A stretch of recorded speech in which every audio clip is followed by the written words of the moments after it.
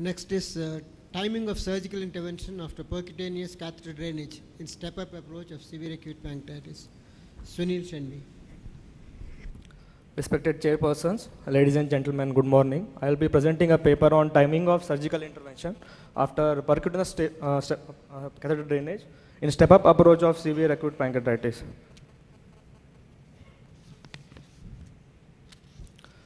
Step-up approach in severe acute pancreatitis is rapidly being adopted as standard of care. We reported our experience in annals of surgery recently with step-up approach, with 42% of the patient being managed by PCD alone compared to 35% of the patient in PANTA study. However, our study had higher mortality compared to in PANTA study in a subgroup of patients undergoing surgery after PCD. With the objective of reducing mortality, a RCT was planned with surgery 2 weeks after PCD versus on-demand surgery. The aims and objectives of the study were to determine appropriate timing of surgical intervention after PCD in infected pancreatic necrosis as a part of step-up approach, and to evaluate the role of inflammatory and nutritional markers in predicting timing of surgery. This study was conducted from July 2011 to December 2012. The inclusion criteria were all patients with diagnosis of infected pancreatic necrosis managed with PCD for 10 to 15 days who did not show significant improvement on PCD. The patients who showed significant improvement within 10 days of PCD were excluded from the study. We randomized the patient in 2 groups depending on table of random numbers at a block of 4 patients.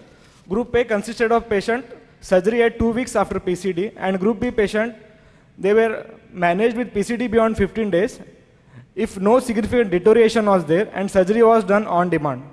We also did weekly measurement of inflammatory markers like C-reactive protein, interleukin-6, malondialdehyde, and nutritional markers like albumin and pre-albumin. This is the study design. From July 2011 to February 2012, we conducted a RCT, recruited 29 patients, and we could finally recruit 8 patients, 4 patients in Group A and 4 patients in Group B. In Group A, all the 4 patients underwent surgery, and we had 3 patients who expired of multi-order failure after surgery. In Group B, 1 patient has to be operated, and all the patients survived in this group. So during this study, we found that it is difficult to continue our RCT because patients were not willing for surgery, and most of them before they given consent, but they withdrew their consent afterwards. So we are not moving ahead. So after this, we discontinued the RCT. So this is the table of 8 patients. We could see the mean time between first PCD and surgery interval in Group A is 20 days, and Group B it is 48 days. After this, we discontinued the RCT. From March 2012 to December 2013, we recruited 32 patients, and all the patients were managed by extended treatment with PCD. So for final analysis, we clubbed these 32 patients. We clubbed these 32 patients with 4 patients to get 36 patients who were managed by extended treatment with PCD. Out of these 36 patients, 25 patients were managed by PCD alone. 1 patient left the hospital against medical advice, so we could get 24 patients who were managed by PCD alone, amounting for 68%, who were managed by PCD alone. Out of the remaining 11 patients who did not respond to PCD, 7 patients underwent surgery, 2 patients died before surgery on PCD, and 2 patients did not give consent for surgery. We clubbed all 3 to get 11 patient group, and these patients were taken as PCD failures. We compared the outcome between the patient who had PCD success, 24 patients, and the patients who had PCD failure, 11 patients.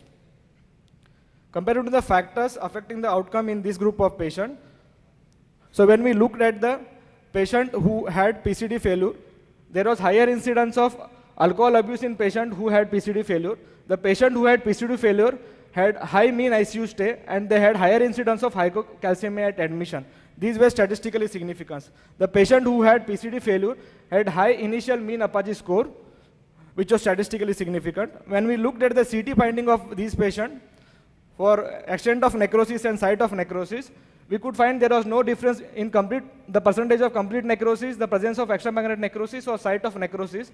But when we looked at the site of extrapancreatic necrosis, patient who had extrapancreatic necrosis in the left anterior pararenal space and left posterior pararenal space has higher incidence of PCD failure, and which was statistically significant. When we looked at the incidence of number of organ failed, the number of patients who had new onset organ failure, patient who needed longer ventilative support, and patient who had circulatory failure, they were more in patients who were in PCD failure group, and this is statistical significance. The mortality in the overall group was 15%, and patient who had PCD failure was 45%. Coming to the univariate and multivariate analysis of factors affecting outcome of PCD, on univariate analysis, we could find that the etiology, the number of ICU days more than 8 days, the presence of extrapancreatic necrosis in the left anterior pararenal space and left posterior pararenal space were significant on univariate analysis. But on multivariate analysis, we could find that patient who had ICU stay more than 8 days and presence of extrapancreatic necrosis in left posterior pararenal space were significant factors affecting outcome of PCD. When we analyze the inflammatory and nutritional markers, coming to the inflammatory markers, the patient who had PCD success has trend of falling C-reactive protein in IL-6, and patient who had PCD failure, they had increasing trend of IL-6 and CRP.